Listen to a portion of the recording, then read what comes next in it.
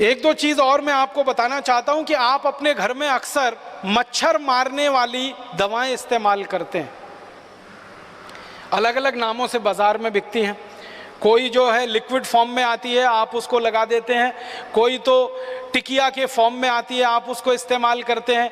कोई तो कॉइल के फॉर्म में आती है, आप उसको इस्तेमाल करते हैं।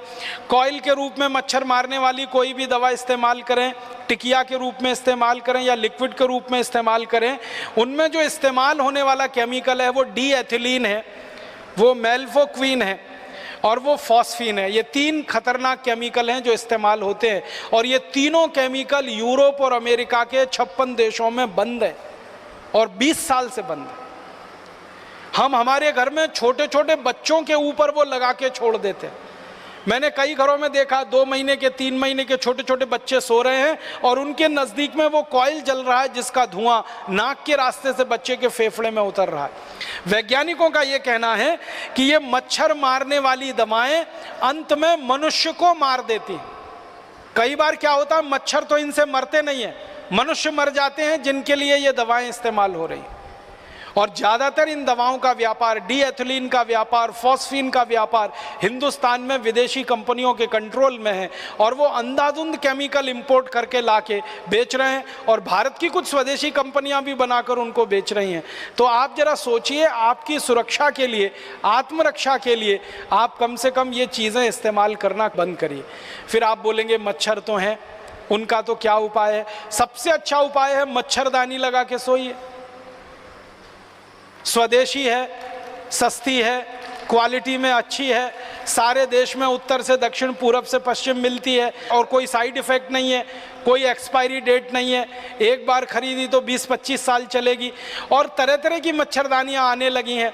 अब तो वो डंडे वाली ज़रूरत नहीं है, एक हुक में लटका दीजिए वो आती है, आप ऐसे खोल के सो जाइए आती है, नहीं तो चादर की तरह से ओढ़ के सो जाइए, कुछ नहीं कर सकते। तो ये मच्छर मारने वाली दवा से तो अच्छी है।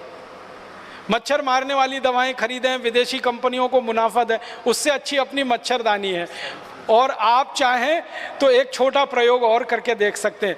नीम होता है ना, नीम का तेल बाजार में मिलता है, तो नीम का तेल ऐसे जलाएं दीपक के रूप में।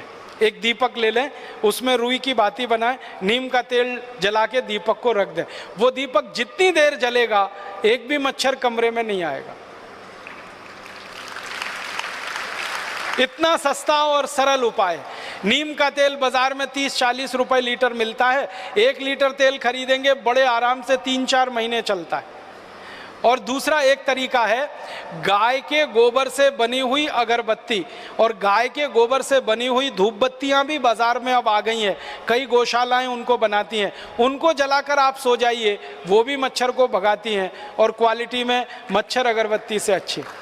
अगर गाय के गोबर की अगरबत्ती धूप बत्ती जलाएंगे तो पैसा किसी गौशाला को मिलेगा और उससे गाय की रक्षा होगी और गाय की रक्षा के बाद अंततः देश की ही रक्षा होने वाली है। और अगर आप मच्छर अगरबत्ती खरीदेंगे तो पैसा किसी विदेशी कंपनी के पास जाएगा और उस पैसे से आपका भी नुकसान, देश का भी नुकसान हो जाए।